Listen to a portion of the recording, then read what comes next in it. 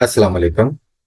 आज के इस लेक्चर में हम ये देखेंगे कि इन्वेस्टमेंट क्या है, उसकी डिफरेंट टाइप्स क्या हैं और साथ ही साथ rate of interest different variables को कैसे अफेक्ट करता है। What is an investment? When an asset और item is acquired with the goal of generating income or appreciation over the time, this is called investment. जब हम किसी asset को या किसी आइटम को इसलिए परचेज करते हैं कि वो फ्यूचर में इनकम जनरेट करके देगा, तो this is called investment. Investment is increase in stock of capital over the time. Increase in stock of capital, या आप ये कह सकते हैं कि जो ऐसी स्पेंडिंग जो कैपिटल गुड्स पे की जाती है जिससे फर्दर इनकम जनरेट होती है, तो that is called investment. Investment function क्या होता है? According to Keynes, investment is the function of income. Income के बढ़ने से इन्वेस्टमेंट बढ़ती है और इनकम के कम होने से इन्वेस्टमेंट भी कम होती है। अगर उसकी स्टैंडर्ड फॉर्म देखें तो that is I equal to I not plus M Y. I क्या है? इन्वेस्टमेंट। आई नॉट क्या है? This is autonomous investment. Autonomous investment वो होती है that exists even the income level is zero. And what is this M? This is the slope of investment function. ये बताएगा कि इनकम में अगर चेंज आती है तो उसका कितना प्रपोर्शन इन्वेस्ट किया जाता है, and this is called induced investment. Induced investment. Now what are the types of investment? तो one is the gross investment. Gross investment is the overall increase in stock of capital. So gross investment is the sum of net investment and depreciation of capital. Depreciation of capital को consumption of capital भी कहते हैं। तो जो किसी asset में reduction होती है ओवर द टाइम, उसकी वैल्यू में जो रिडक्शन होती है, that is called the depreciation of capital. यानी reduction in the value of capital over the time is called depreciation of capital. Net investment क्या होती है? जो कि increase in real stock of capital, कि जो नई बिल्डिंग, नई मशीनरी आप परचेज करते हो, तो that is the net investment. The gross investment is the sum of net investment plus depreciation of capital. Net investment क्या होगी? अगर ग्रॉस में से आप डेप्रिसिएशन ऑफ कैपिटल माइनस कर दें तो वी गेट नेट इन्वेस्टमेंट। तो gross investment overall increase in stock of capital होता है और net investment increase in real stock of capital होता है। और अगर ग्रॉस में से डेप्रिसिएशन ऑफ कैपिटल या कंजम्पशन ऑफ कैपिटल माइनस कर दें तो इट बिकम्स नेट इन्वेस्टमेंट। फिर ऑटोनोमस इन्वेस्टमेंट, जैसे मैंने पहले कहा कि investment that exist even the income level is zero. और किसी भी इनकम लेवल पे जो सेम रहती है, मसलन अगर आपका ये इनकम लेवल है सपोज 100 बिलियन, 200 बिलियन, 300 बिलियन, और जो इन्वेस्टमेंट है वो सपोज 20 बिलियन है, 20 है, तो ये क्या होगा? ये ऑटोनोमस इन्वेस्टमेंट है जो कि इनकम लेवल के साथ चेंज नहीं हो रही। मैक्रो इकोनॉमिक्स में जब हम इनकम कहते हैं तो इट मीन्स द जीडीपी और नेशनल इनकम। तो जब ऐसी इन्वेस्टमेंट आमतौर पर गवर्नमेंट सेक्टर में होती है, जो कि इंफ्रास्ट्रक्चर पे होती है, जो बहुत जरूरी होती है, और उसके बगैर आगे फर्दर इकोनॉमी को चलाना मुश्किल हो रहा होता है। तो ऐसी इन्वेस्टमेंट में इनकम लेवल के साथ चूंकि उसने चेंज नहीं हो रही होती, और प्राइवेट सेक्टर में ऑटोनोमस इन्वेस्टमेंट कम होती है और इसका ताल्लुक जो है वो गवर्नमेंट सेक्टर से है। फिर है इंड्यूस्ड इन्वेस्टमेंट। तो अगर इन्वेस्टमेंट जो है वो इनकम लेवल के बढ़ने से बढ़ती चली जाए और कम होने से कम होती चली जाए, तो this is called induced investment. कि इनकम लेवल जैसे कि पहले वाई नॉट था और इन्वेस्टमेंट थी आपकी आई नॉट, और फिर इनकम लेवल हो गया Y1 और इन्वेस्टमेंट बढ़ के हो गई I0, तो this type of investment is called induced investment. जैसे हमने कहा कि इनकम लेवल सपोज 100 बिलियन है और इन्वेस्टमेंट 10 बिलियन है, और ये 200 पे सपोज 20 हो गया, और ये 300 पे सपोज 30 हो गया। तो इसका मतलब यह है कि जैसे जैसे इनकम लेवल बढ़ता जा रहा है इकोनॉमी में, तो इन्वेस्टमेंट भी उसी तरह से बढ़ती जा रही है।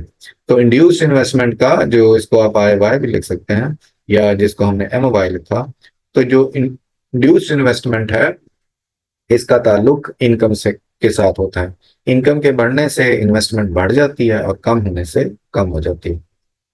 और जैसे कि मैंने कहा कि आज के लेक्चर में हम ये भी देखेंगे कि जो रेट ऑफ इंटरेस्ट में चेंज से इकोनॉमी के डिफरेंट वेरिएबल्स पे क्या अफेक्ट होता है, तो उसमें एक है कंजम्पशन पे। तो रेट ऑफ इंटरेस्ट के बढ़ने से जो कंजम्पशन है वो पहले से कम हो जाती है और कम होने से बढ़ जाती है। बहुत सारी चीजें जो कि हम बैंक से फिनांस करते हैं, जैसे कि गाड़ियां हैं, जैसे कि घर हैं, तो उसमें अगर रेट ऑफ इंटरेस्ट कम होगा तो आपका जो कंजम्पशन एक्सपेंडिचर है वो बढ़ जाएगा, आप ज्यादा विलिंग होंगे उसको फिनांस कराने में।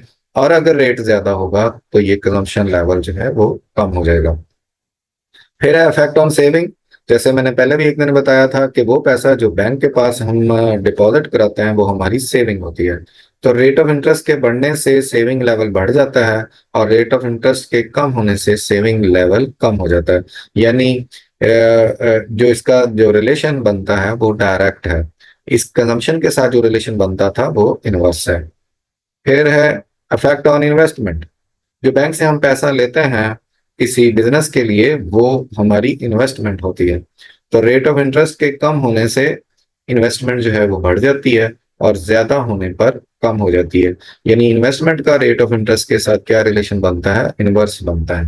कि अगर हम कहें कि इन्वेस्टमेंट और रेट ऑफ इंटरेस्ट में क्या रिलेशन बनेगा, तो रेट ऑफ इंटरेस्ट के कम होने से इन्वेस्टमेंट बढ़ जाएगी और ज्यादा होने पर कम हो जाएगी। तो ये एक नेगेटिव रिलेशन बनता है। फिर है इफेक्ट ऑन गवर्नमेंट स्पेंडिंग। तो गवर्नमेंट स्पेंडिंग का रिलेशन क्या बनता है रेट ऑफ इंटरेस्ट में चेंज आने से। तो रेट ऑफ इंटरेस्ट के बढ़ने से क्या होता है, डेट सर्विसिंग बढ़ जाती है। डेट सर्विसिंग क्या होती है कि जो हमने कर्जे लिए हुए हैं उस पे जो हमने इंटरेस्ट पेमेंट करनी है, that is called the debt servicing. तो रेट ऑफ इंटरेस्ट अगर बढ़ जाए तो डेट सर्विसिंग बढ़ जाएगी, जिसके लिए गवर्नमेंट को ज्यादा स्पेंडिंग करना पड़ेगी। और अगर रेट ऑफ इंटरेस्ट कम हो जाए तो डेट सर्विसिंग कम हो जाएगी, जिससे गवर्नमेंट की स्पेंडिंग में भी कमी आ जाएगी। तो यह है इफेक्ट ऑन गवर्नमेंट स्पेंडिंग्स। फिर है effect on financial value of financial instrument. किसी भी फाइनेंशियल इंस्ट्रूमेंट का और उस पे जो रिटर्न होता है उसका जो रिलेशन बनता है वो इनवर्स होता है। यानी रेट ऑफ इंटरेस्ट के बढ़ जाने से जो वैल्यू ऑफ फाइनेंशियल इंस्ट्रूमेंट है, वैल्यू ऑफ फाइनेंशियल जो एसेट है, वो क्या हो जाएगी, कम हो जाएगी, और कम होने पर बढ़ जाती है।